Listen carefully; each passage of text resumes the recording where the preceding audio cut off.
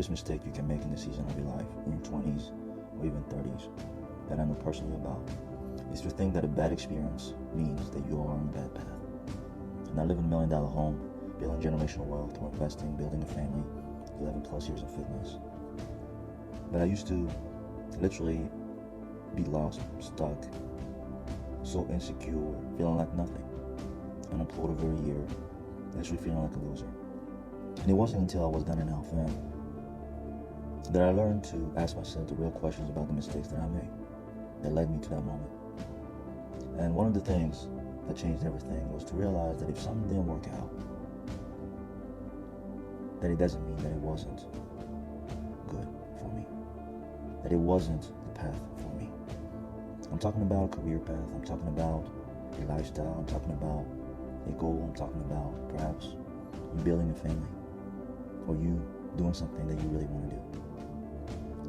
The truth, fam, is we spend our whole life chasing something, thinking that something is going to work perfectly, so smoothly, and we will know once we see it, that we'll live forever, happily ever after. But the truth, fam, is I always hit my head against the wall until I realized that I was the vessel through which all these experiences, all these stories would be experienced and felt. And so if I didn't take care of myself, my mindset, didn't learn to actually not run away anymore, and sit in those experiences and face the hard truth about what I needed to improve, what I needed to work on, to understand that I was so wrong in so many different ways, and that is okay. That instead of it being bad, it was the blessing that I was looking for, to reveal to me the routes through which I could improve.